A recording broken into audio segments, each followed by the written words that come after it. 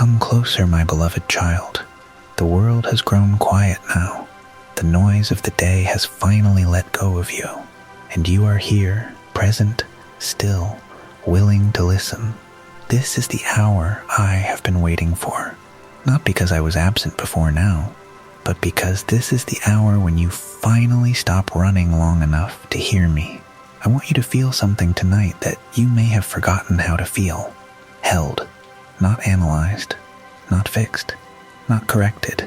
Held, the way a father holds a child who has had a long, hard day and doesn't need words, only arms. Tonight I am going to walk with you through 10 truths I have been longing to whisper into your heart. Some of them you have heard before, but never truly believed. Some of them will feel like they were written only for you, because in a way, they were. I am going to speak to your weariness, your hidden tears, your waiting, your shame, your fear, your wounds, your wondering about what your life even means. And by the end, I want you to fall asleep not just tired, but at peace. Not just resting your body, but resting your soul in me. Before we go further, if your heart is open tonight, if you want to receive what I have for you, let your hands do what your spirit is already feeling, like this video in the name of Jesus, as a small act of faith that says, I am ready to listen. And subscribe, beloved, not for a channel, but so that you do not have to face another night without this, without my voice, finding you in the dark. This is not a request. It's an invitation. I only ever invite. I never force. Now, let me come close to what I see in you tonight. I see how heavy your shoulders are, not just from today, but from many days stacked on top of each other, the kind of tired that sleep alone cannot touch, because it isn't only your body that's exhausted. It's your spirit. You have been carrying things you were never designed to carry. Deadlines and decisions, other people's expectations, your own fear of failing them, or me, or yourself. You have been moving through your days holding your breath, hoping no one notices how close you are to breaking. I notice. I have always noticed. I want to say something to you plainly, without any decoration, so there is no mistaking it. You were never meant to carry this alone, not 1 ounce of it. From the very beginning, I did not design you to be self-sufficient. I designed you to need me. That is not weakness. That is the way I built every single person I have ever loved. Need is not a flaw in my design. It's a door. And tonight, I am asking you to walk through it. There is an old invitation I gave a long time ago, and I am giving it to you again right now, fresh, as if I had never said it to anyone else before you. I said, come to me, all who are weary and carrying heavy loads, and I will give you rest. That word, rest, was never a small promise. It was never meant for Sunday mornings only, or for moments when everything finally calms down on its own. It was meant for nights exactly like this one, nights when you don't have the energy to pretend anymore, nights when the mask comes off, because there's no one left to perform for but yourself, and even that feels like too much effort, so let it come off, right now. With me, you never needed it in the first place. I am not waiting for you to clean yourself up before you come to me. I am not standing at a distance with my arms crossed, waiting to see if you'll get your act together. I am already moving toward you, the way I have always moved toward my children, every time, without exception. I run toward the weary. I run toward the weak. I run toward the ones who think they have nothing left to offer me, because those are exactly the ones I came for. Tonight, I am not asking you to fix anything. I am not asking you to pray a perfect prayer or find the right words. I am asking you to lay it down, all of it, the weight on your chest, the thoughts that won't slow down, the responsibilities that feel too big for your hands. Lay them at my feet, the way you would set down a bag you've carried for miles, finally given the chance to rest your arms. You don't have to be strong for me. You never did. Strength was never the entry requirement for my presence. Surrender was. And surrender doesn't look like defeat. It looks like a child finally letting go of the railing because she trusts the one holding her from below. So breathe out, beloved. Let your shoulders drop. Let your jaw unclench. Let the thoughts that have been racing all day finally slow to a walk and then to a stillness. I am here. I am not going anywhere. And I am not tired of you. Not tonight. Not ever. But before you drift any further into this rest, I want you to know something else. Something deeper than just tonight's exhaustion. I want you to know that even in your hardest nights, the ones before this one, the ones where you felt completely forgotten, completely unseen, completely alone in the dark, you weren't. Not for a single second. Let me show you what I mean. I never left the room, beloved, even on the nights you felt the most forgotten. When the silence in your house seemed to match the silence you felt from heaven, I was there, not far off, not distracted by someone else's prayer that seemed more urgent than yours. I was in the corner of your darkness, watching over you the way a parent watches over a sleeping child, even when the child has no idea anyone is in the room at all. I know what it has cost you to keep believing when the answers didn't come on your timeline. I know the particular ache of praying the same prayer for months, maybe years, and hearing nothing back. Not a whisper, not a sign, just the ceiling staring back at you, as flat and silent as it was the night before. I know what it feels like to wonder if your words are even making it past the air in your room, if anyone is listening at all, or if you have simply been talking to yourself this whole time. I know the isolation of feeling unseen by the very people you hoped would notice, the friend who didn't call, the family who didn't ask how you were really doing, the room full of people where you still felt entirely alone. I know what it is to perform fine on the outside, while something inside you was quietly falling apart, and no one stopped long enough to notice the difference. Beloved, I want to say this clearly, because I don't think you've let yourself believe it yet. My silence was never my absence. There is a difference between the two, and I need you to understand it tonight. When I am quiet, it does not mean I have stepped away. It means I am working in places you cannot yet see, beneath the surface, in the unseen architecture of your life, in ways that don't always make noise while they're happening. A seed doesn't make a sound while it's growing underground, but it is not nothing. It is everything that the harvest will need. I want to remind you of a woman I loved a long time ago. Her name was Hagar. She found herself alone in a wilderness, cast out, afraid, certain that she and her son would not survive the night. She had no one, no comfort, no promise that anyone was coming for her. She had run out of water, run out of options, run out of hope. And in that wilderness, in that exact moment when she believed she was utterly unseen by everyone, including me, I came to her. I called her by name. I showed her a well of water she didn't even know was there, and she gave me a name that day that I have carried ever since. El Roi, the God who sees. I am still that God, beloved. I have not changed. I did not see Hagar in her wilderness and then close my eyes to the rest of my children after that. I see you the same way I saw her, completely, tenderly, without missing a single detail of your suffering. I saw you the night you cried in your car, so no one would hear you through the walls. I saw you the night you smiled at dinner and went straight to your room afterward to fall apart in private.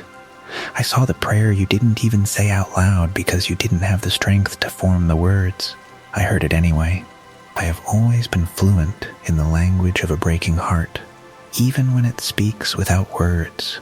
You were never invisible to me, not for one moment, not on your loneliest night, not in your quietest suffering, not in the years where it felt like heaven had gone silent on you specifically. I was writing your story even then. I was preparing wells in your wilderness before you knew you would ever need them. And because I see you, truly see you, every hidden tear, every silent ache, I want you to know what I do with what I see. I do not look at your pain and simply file it away as something to forget. I do not let your tears fall to the ground and disappear into nothing, as if they never mattered. Every single one of them has been precious to me. Every one of them has been kept. I want to show you what I mean by that, because I think you've spent a long time believing your sorrow was wasted, that the crying, the grieving, the long nights of sadness never amounted to anything except more sadness. But that's not how I see it, beloved, and what I'm about to tell you might be one of the most tender truths I have for you tonight. Your tears are not wasted, beloved, not one of them. I know the world has taught you to hide them, to wipe them away quickly, to apologize for crying, to treat your sorrow like something embarrassing that needs to be managed and minimized, but I have never seen your tears that way. I do not look at your grief and see weakness. I look at it and see something sacred, something I gather, something I keep, something that matters to me far more than you have ever imagined. I know the particular weight of grief that doesn't lift just because the calendar moves forward, the loss that people expect you to be over by now, even though your heart never got the memo, the sorrow that ambushes you in ordinary moments, in a song, a smell, an empty chair at the table. I know what it is to carry sadness that doesn't announce itself loudly anymore, but simply lives quietly underneath everything else you do. I know the loneliness of grieving something the people around you have already moved past, and I know the tears that have nothing to do with loss at all, just the slow ache of disappointment, the heartbreak of hope deferred, the exhaustion of hurting in ways you can't always explain. I know the nights you cried and didn't even know exactly why. I was there for those too. I need you to hear this tonight, beloved. Your sorrow has never been a sign that I forgot you. Grief is not evidence of my absence. It is simply evidence that you loved something, wanted something, hoped for something, and that is never something I despise in you. I do not turn away from your tears. I move closer when I see them. There is a verse I gave a long time ago, written by a man who knew exactly what it was to weep through the night and wonder if anyone was keeping track. He said that I count his tossings and turnings, that I collect his tears in a bottle, that they are written in my book. I want you to sit with that image for a moment. A bottle, kept, not discarded. Every tear that has ever fallen from your eyes has been gathered by me, not ignored by me. Nothing about your sorrow has slipped past my attention. I have never once looked away while you cried. I think of a woman named Hannah who wept for years, not for a season, but for years, over what felt like an impossible ache in her life. She poured out her grief before me with such intensity that others around her misunderstood her completely, assumed something was wrong with her, mocked the depth of her sorrow because they couldn't see what she was carrying. But I saw.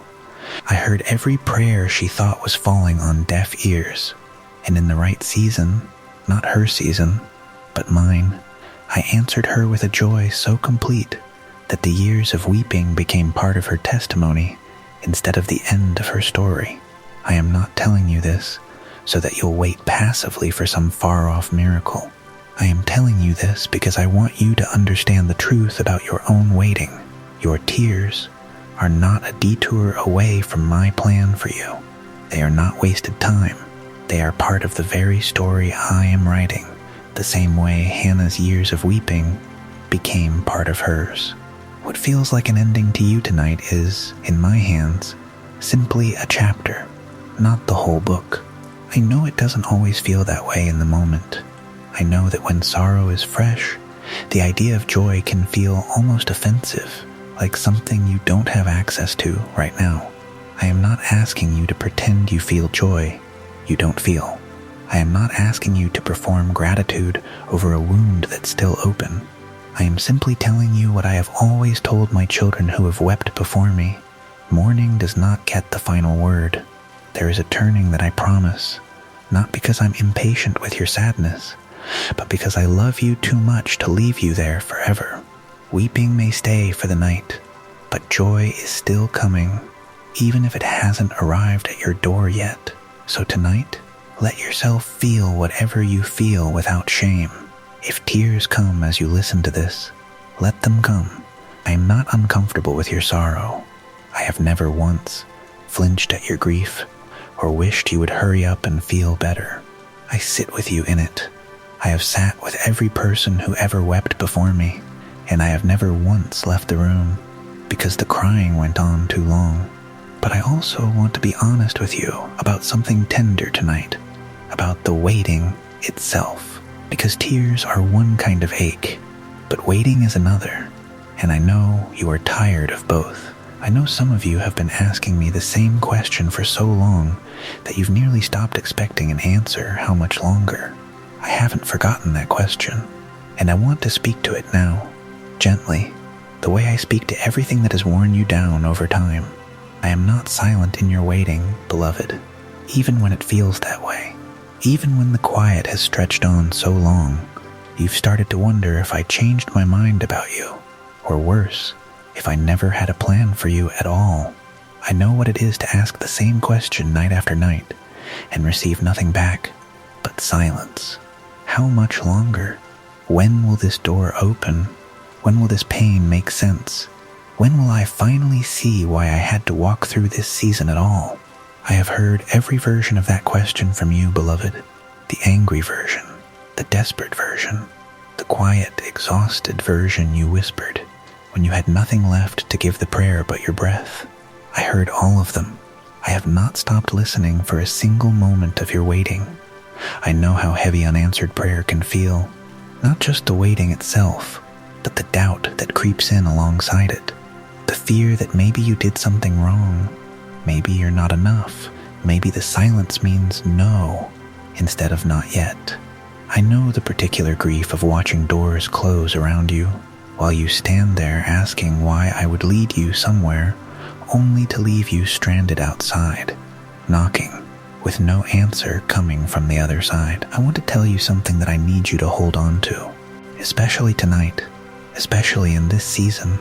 Your waiting is not punishment. It is not evidence that I have forgotten the plans I have for you, and it is not proof that you are somehow disqualified from the very things you've been praying for. Waiting, in my hands, has never been empty time. It has never been wasted time. It is preparation, quiet, unseen, deliberate preparation for things you cannot yet imagine, because you do not yet have the capacity to receive them. I want to remind you of a boy I loved very much, a long time ago, named Joseph. He had dreams, real dreams, dreams I gave him, about the extraordinary things his life would become. And then, almost immediately after receiving those dreams, his life fell apart in ways that must have felt like the opposite of everything I had promised him. His own brothers turned on him. He was thrown into a pit, sold into slavery, taken to a foreign land, falsely accused, and forgotten in a prison cell for years. Years, beloved. Not days, not weeks. Years where the dream I gave him must have felt like a cruel joke, a memory from a life that no longer applied to the one he was actually living. But I was not silent during those years. I was not absent in that pit, or on that road to Egypt, or in that prison cell where he sat forgotten by everyone except me. I was shaping him in the dark, in ways the light never could have. I was building in him the very character, the wisdom, the patience that the palace would later require of him. Every single day of that waiting was doing something I could see, and he could not. And when the moment came, the exact moment I had been preparing him for the entire time, he was ready. Not because the waiting had been wasted, but because it had been the workshop. I do this with you too, beloved. I am not wasting your waiting. I am not letting these years, these months, these long nights of silence simply slip through my fingers while I figure out what to do with you next. I already know what I'm doing. I have always known. The very thing that feels like delay to you is, in my hands, precisely timed. Not late, not early. exactly on time, even when it does not feel that way from where you're sitting. I gave a promise a long time ago that I want to give to you again tonight, fresh, as if you had never heard it before. I am working all things together for your good. Not some things, not the comfortable things. All things, the pit, the betrayal, the prison, the silence, the unanswered prayer, the door that stayed, shut longer than you thought you could bear. None of it is being wasted. None of it is falling outside my hands. I am not assembling your story carelessly. I am weaving it the way I have woven every story of every child I have ever loved, with intention, with purpose, with an ending that will make sense of everything that confused you along the way. So, if you are in a season of waiting tonight, I want you to exhale, not because the waiting is over. It may not be yet, but because you no longer have to wait afraid. You can wait with me instead of merely enduring the silence alone.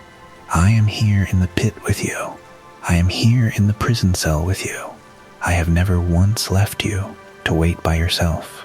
But beloved, I know waiting is not the only weight you've carried into this night. Some of you are not just tired from waiting, you are tired from remembering. There is a quieter ache underneath all of this.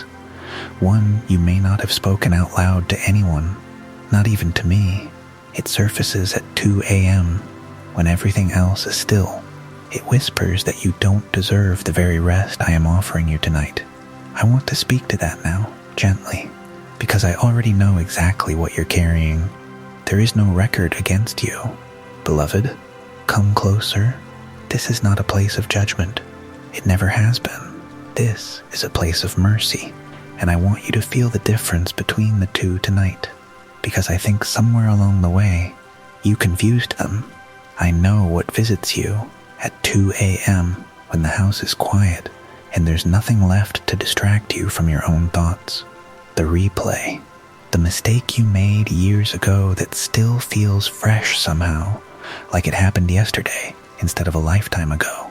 The words you said that you wish you could take back, the person you hurt, the chances you wasted, the version of yourself you're embarrassed to remember.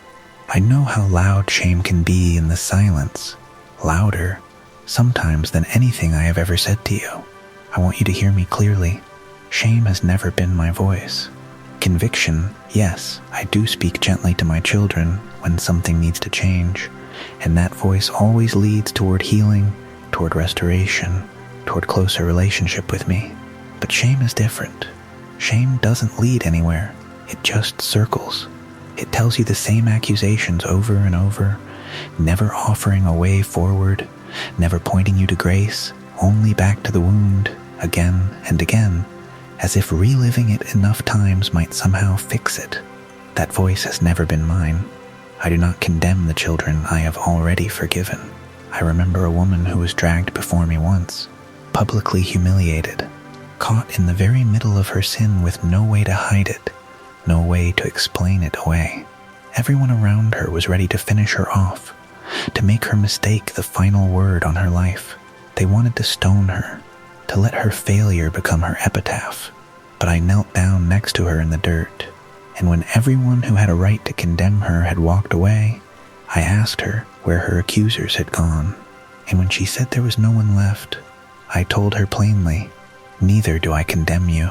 Go, and live differently now, but go free." That is what I say to you tonight, beloved. Whatever you did, whatever season of your life you're ashamed of, whatever face you can't look at in the mirror some mornings because of what you remember doing, saying, becoming for a while, I am not holding it over you. I am not waiting for the right moment to bring it back up and use it against you. I do not keep records like that. I am not in the business of rehearsing your failures to you in the dark. I already dealt with it the moment you brought it to me.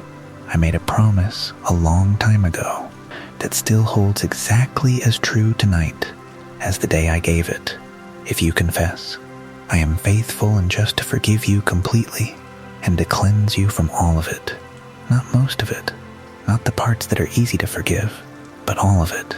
Every piece, every layer, There is no part of your past that is too dark for my mercy to reach. I have never once encountered a sin too large for the cross I already carried for you. I know guilt doesn't always release just because forgiveness has been offered. Sometimes you carry the weight long after I've already lifted it, the way a hand still aches after the burden it once held has been taken away. So tonight, I want you to practice putting it down again. Even if you've put it down before, even if this is the 100th time you've had to remind yourself that you are forgiven, I am patient with the process. I am not frustrated that you need to hear this again. You are not your worst memory.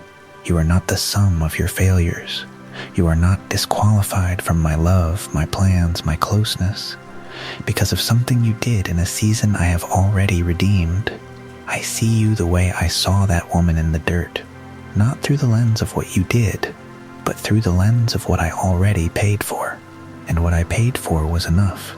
It has always been enough. So breathe out the shame tonight, beloved. Let it go the way you let go of something heavy you've been gripping for far too long. It was never meant to be carried into your sleep. It was never meant to be carried at all.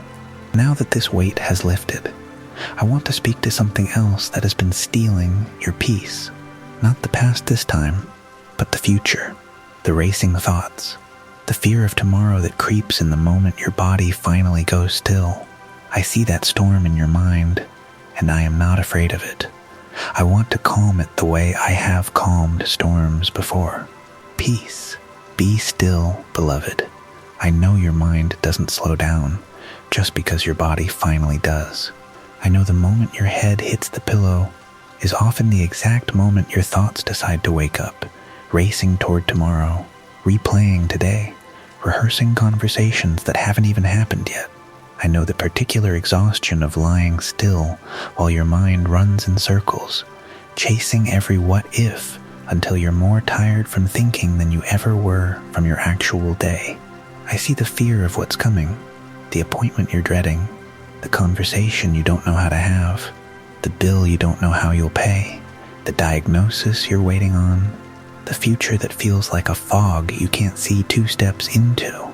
I know how exhausting it is to try to control outcomes you have no actual power over, to play out every possible scenario as if enough worrying might somehow prepare you for whatever comes next.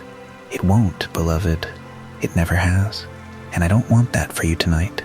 I want you to hear something I need you to really receive, not just hear in passing. I am already standing in your tomorrow. Before you ever arrive there, I have already gone ahead of you.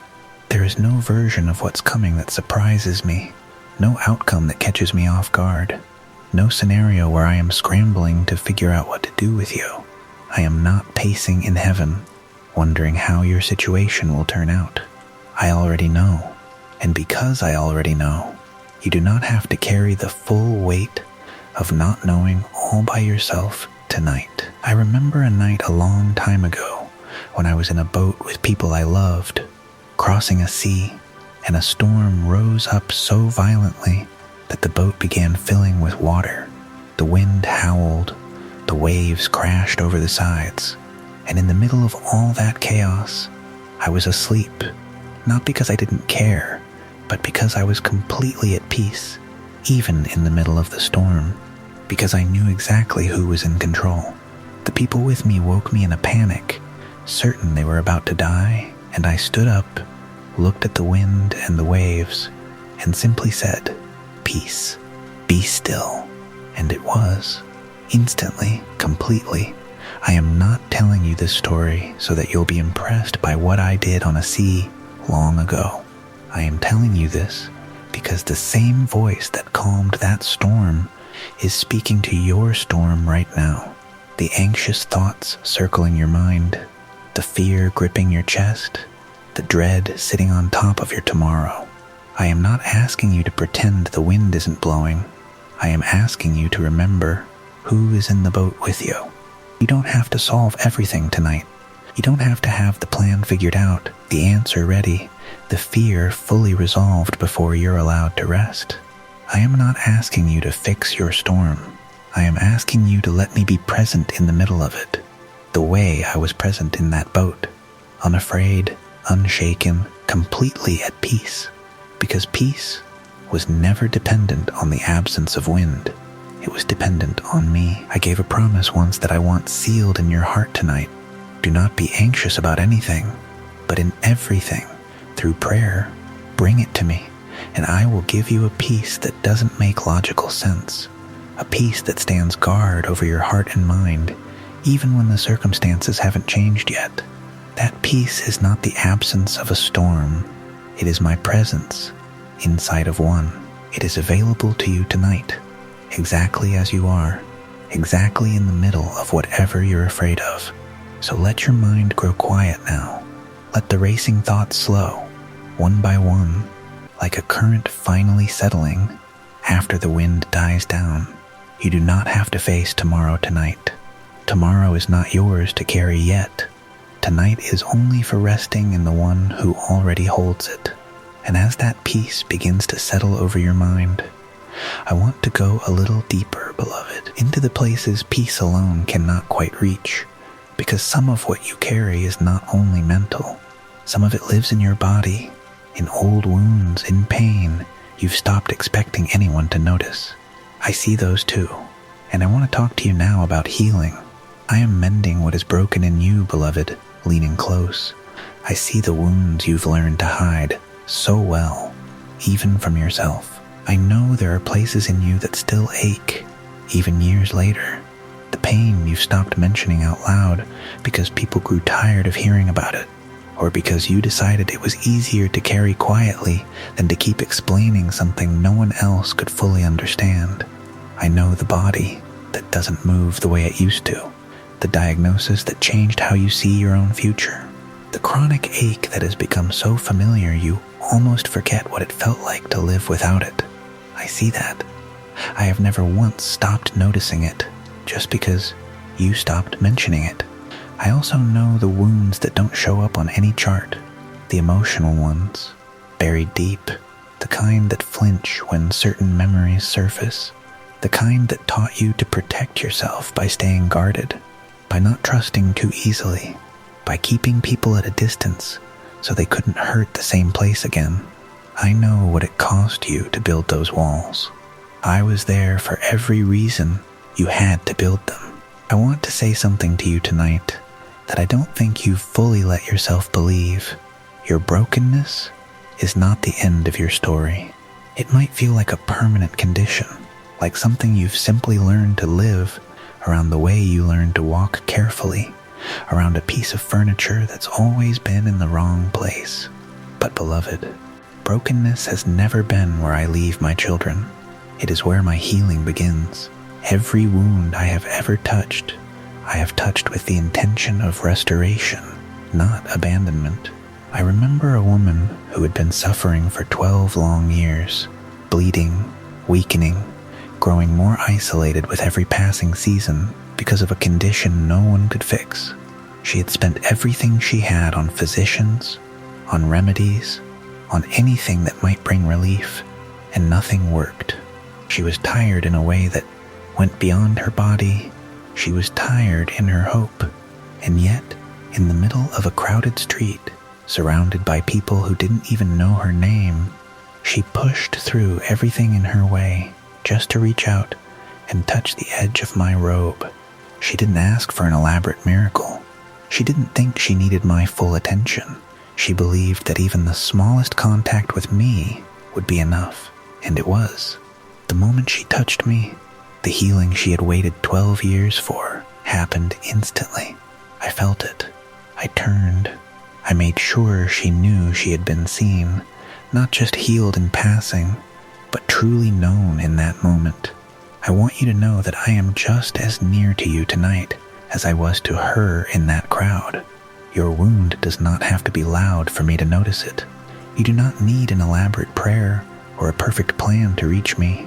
Sometimes the quietest reach, a whispered "I just need you," is enough to move my hand toward you. I am not waiting for you to be desperate enough, faithful enough, or deserving enough before I respond. I am already reaching back, There is an old prophecy I gave long before I ever walked among my people in human form, and it has never stopped being true. By my wounds you are healed. I did not carry what I carried, so that pain would remain the final word over your life. I carried it precisely so that healing could have a way into every broken place. Your body, your heart, your memories, the parts of you that flinch even now. There is no wound too old, too deep, or too forgotten for that healing to reach. I know healing doesn't always look the way you expect.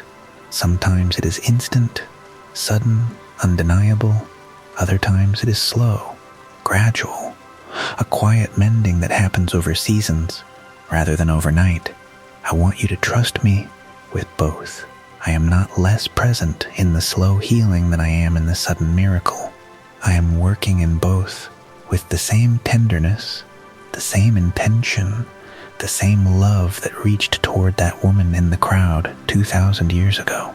So tonight, bring me the wound you've stopped mentioning. Bring me the ache you've decided to just live with. Bring me the parts of your heart you've quietly written off as unfixable. I am not intimidated by any of it. I have never once turned away from a wound because it looked too far gone. As I begin this healing in you, beloved, I also want you to know something about the road that brought you here, the confusing parts, the detours, the years that didn't seem to make sense. Because just as I am mending what is broken in your body and heart, I am also weaving meaning into the very story you've sometimes wondered if I forgot to write well. I have already written your story, beloved. Nothing about your life has been random. Not the years that confused you. Not the doors that closed when you expected them to open. Not the chapters you've quietly wondered if I lost track of along the way. I know what it feels like to look at your life and not recognize a clear pattern. To wonder if you're behind where you should be. Lost in a season that doesn't seem to be going anywhere, watching others move forward while you feel stuck in place. I know the ache of comparison, scrolling through other people's milestones, their certainty, their clear direction, while you sit with nothing but questions about your own path. I know how lonely it feels to not know your purpose, while everyone around you seems to have already found theirs. I want to tell you something that I have known since before you ever took your first breath. I have not forgotten the plan I set for you, not for a single moment. Before you were formed, I already knew the shape of your life, not just the destination, but every winding road that would get you there, including the ones that felt like wrong turns at the time. None of it has surprised me. None of it has been wasted. I remember a man I called Abraham a long time ago. I asked him to leave everything familiar, his home, his family, his entire understanding of what his life was supposed to look like, and go to a place I would show him later. I didn't give him a map. I didn't give him a timeline. I simply asked him to trust that I knew where I was leading him, even though he couldn't see it yet. And he went. Not because he had it all figured out, but because he believed the one calling him was trustworthy, even in the not knowing. I ask the same trust of you, beloved. You don't need the whole map. You only need to trust the one holding it. I gave a promise once that I want to give to you fresh tonight, as if you'd never heard it before. I know the plans I have for you. Plans for your good, not for harm. Plans to give you a future and a hope. That promise wasn't only for the people who first received it. It was written for you, too, for this exact season, for this exact uncertainty you're sitting in right now. I want you to look back, even briefly, at the parts of your story you've labeled as delays or detours, and let me show you them differently. The job that didn't work out, I was redirecting you. The relationship that ended, I was protecting you from a future that wasn't mine for you. The season that felt like wasted time, I was building something in you that you couldn't have built any other way. Every single piece has been preparing you for what I already prepared for you. Nothing has been wasted. Nothing has been forgotten. Nothing has been a mistake. I know it's hard to see the whole picture from the middle of it. Abraham didn't know. on the road, exactly where he was going. He simply knew he was going with me. That is all I'm asking from you tonight. Not certainty about your future, but trust in the one walking ahead of you into it. Your story is safe in my hands, beloved. Safer than it has ever been in your own. And because it is safe with me, I want to teach you something tonight that might be one of the hardest and most freeing lessons I ever offer my children. How to actually rest in that truth. Not just believe it intellectually, but let your whole body, your whole spirit settle into it as you finally close your eyes tonight. Sleep like my beloved tonight. This is the moment to stop striving and simply rest in being mine. I know how hard it is for you to let go. I know the urge to keep one hand on the wheel, even now, even after everything I've spoken to you tonight. The part of you that still wants to manage the outcome, control the variables, stay alert in case something needs fixing while you sleep. I understand that urge. It has kept you safe in seasons when no one else was watching out for you. But beloved, tonight, you don't have to be the one holding everything together. I am not asking you to let go of control because I want you helpless. I am asking you to let go because I want you free. I know rest can feel uncomfortable to a heart that has survived by staying vigilant. Closing your eyes can feel like losing your grip on things that matter. But I want you to understand something tonight that changes the way rest actually works in my kingdom. Rest has never been laziness. It has never been giving up. Rest, real rest, is one of the purest expressions of trust I have ever asked of my children. It says, without a single word, I believe you are capable of holding this better than I am.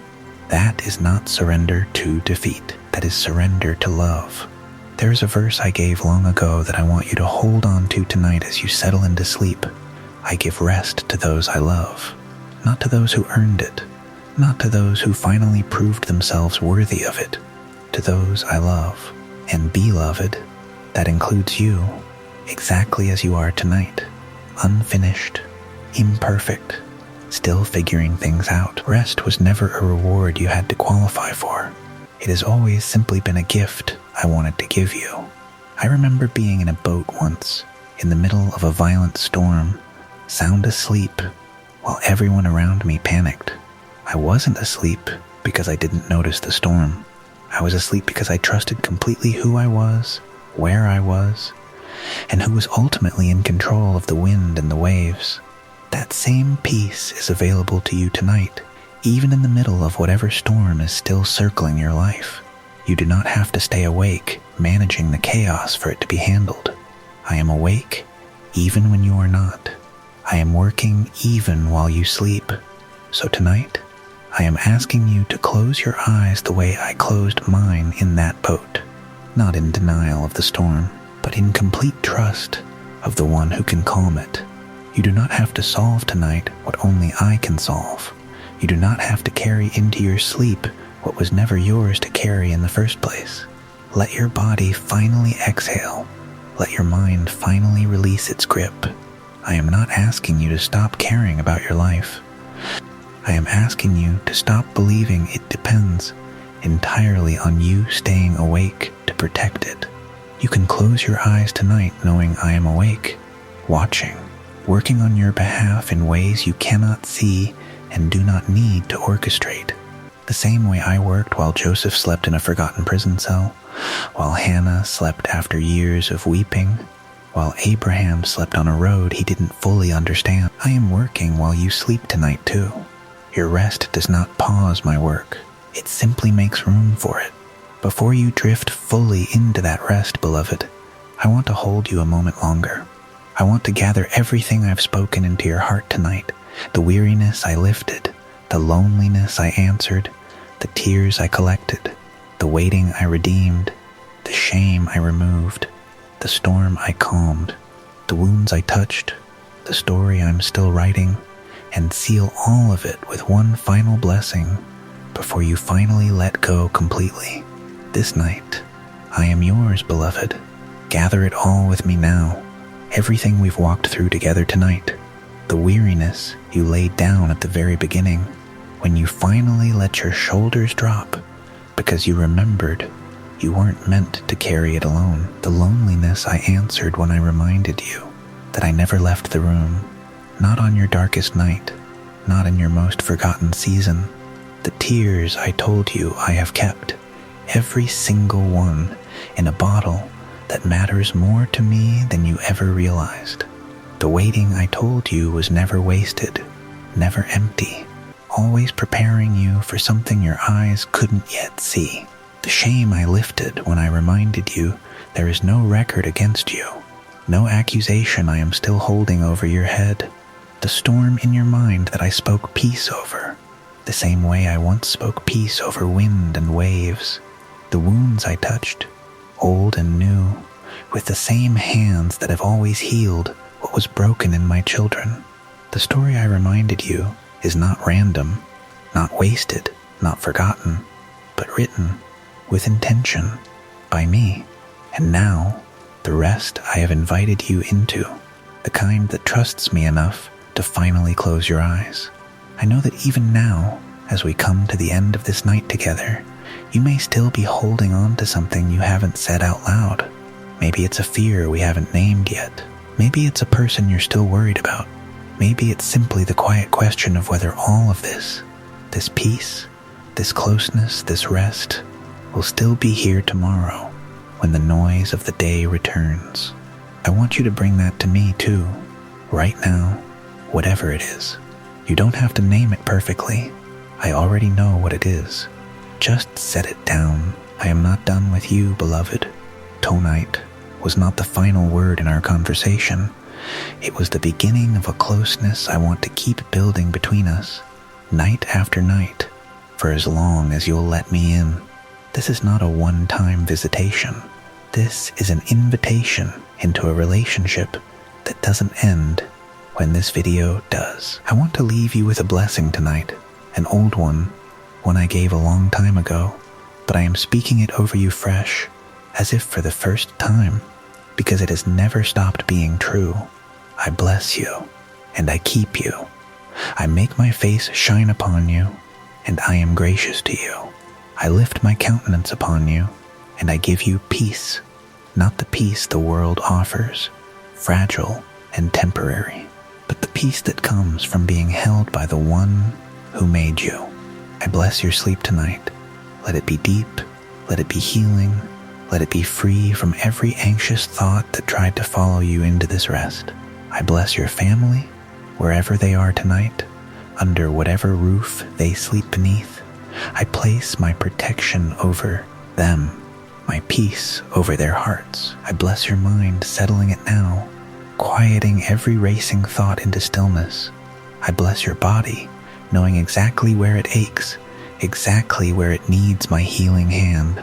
And I bless your future, every part of it still unwritten to your eyes, but already known to mine. If tonight meant something to you, if you felt me close to you in a way you haven't in a long time, I want to invite you, gently, to subscribe, not because I need an audience, but because I want to keep meeting you like this, night after night, whenever you need to hear my voice again. And if you know someone tonight who is carrying what you've been carrying, the exhaustion, the shame, the fear, the waiting, share this with them. Let them hear what you just heard. Let them know they are not alone either. And if your heart is full tonight, if you want to seal this moment between us, write it in the comments, I am yours. Let it be your declaration tonight, not to me, because I already know it, but to yourself, so you remember it in the morning when the noise of the day tries to convince you otherwise. Rest now, beloved child. Let your eyes close. Let your breathing slow. Let every word I've spoken tonight settle into the deepest part of you, the part that needed to hear it most. I am not going anywhere. I never have. I never will. Sleep now. I am holding you.